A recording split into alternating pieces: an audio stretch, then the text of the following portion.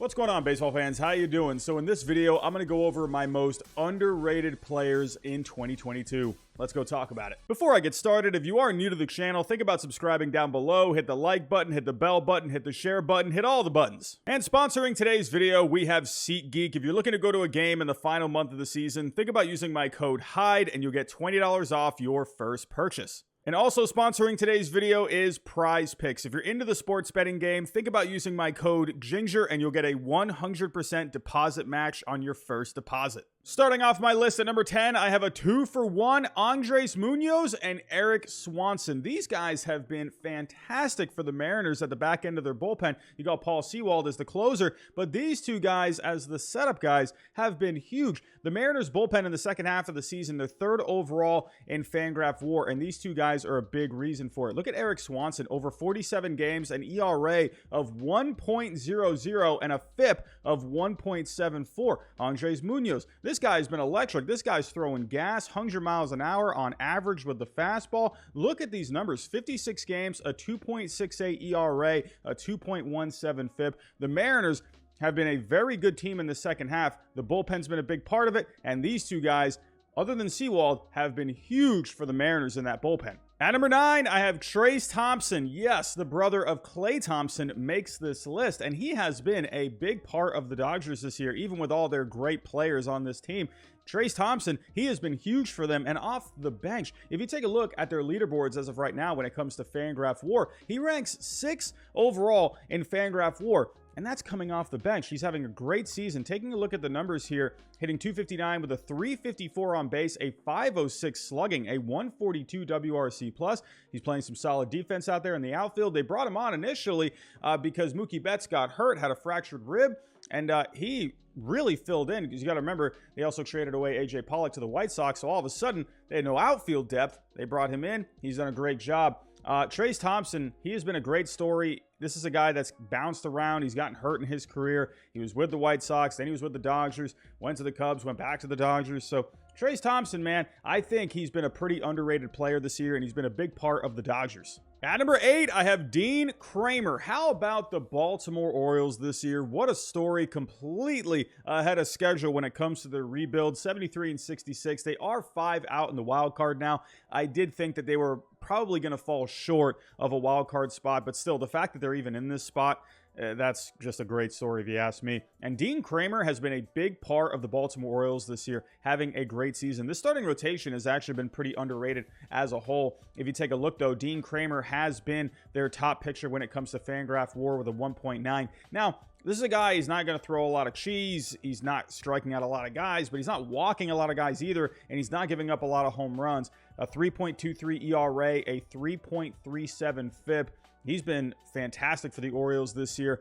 And hey, and only 26 years old, he'll be 27 next year. I'm excited to see what the Orioles can do next year. And Dean Kramer, he's going to be a big part of that rotation. At number 7, I have Jeffrey Springs. Jeffrey Springs was absolutely terrible when he was on the Red Sox, but he has found a home in Tampa. He has been a solid part of that rotation. Taking a look at Tampa Bay's rotation this year, they rank 9th in Fangraph WAR with an 11.9.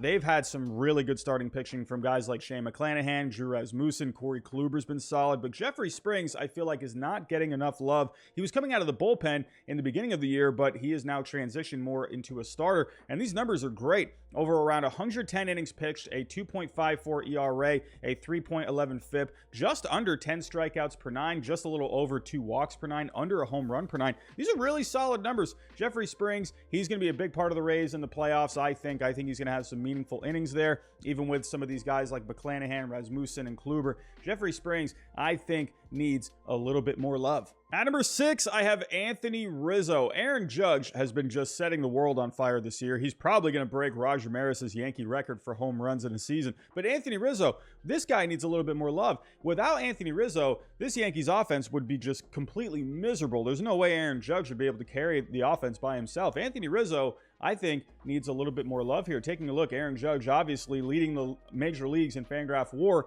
with a 9.4. But taking a look at Anthony Rizzo, yes, he has a 2.5.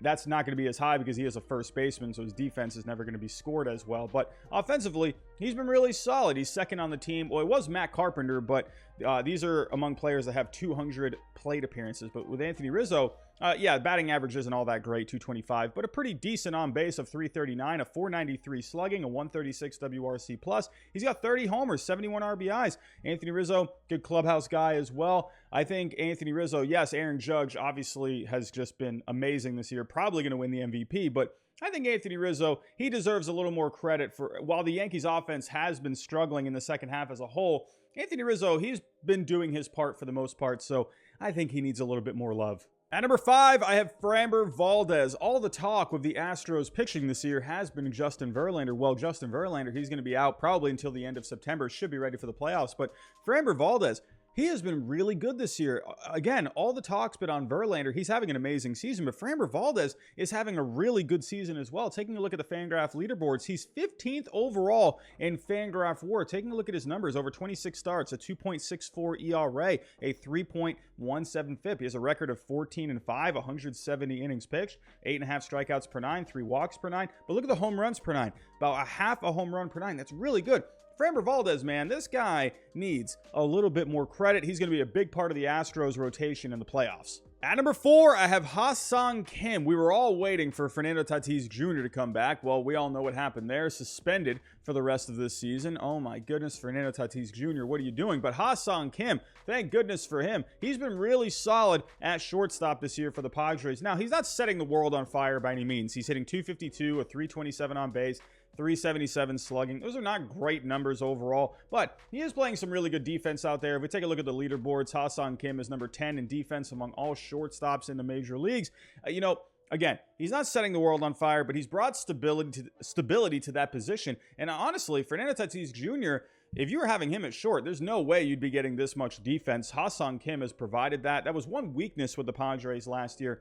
Tatis Jr., his defense has never been great, but Kim, he's brought that this year, and I think that's been a big part of the team. I think he deserves some credit. At number 3, I have Yandy Diaz. Yandy Diaz has been a big part of the Rays this year, and that's been huge because Wander Franco was out for a couple of months, just came back recently. But Yandy Diaz, man, this guy has been a big part of that lineup. Look at the numbers that he's putting up. A 293 average, a 401 on base. That is really good. 422 slugging. Overall, Yandy Diaz has been a great bat for the Tampa Bay Rays. Taking a look actually at the overall rankings in WRC+, Yandy Diaz overall in the year with a 147 WRC+, that ranks 10th overall. Yandy Diaz has been an extremely good offensive player for the Rays this year, and again, with Franco going down this year, that was definitely needed. I think Yandy Diaz deserves a lot of love this year. At number 2, I have Andrés Giménez. Who would have thought the Cleveland Guardians would be in this spot at this point in the season? Well, actually, in the offseason, I did say that, but I digress.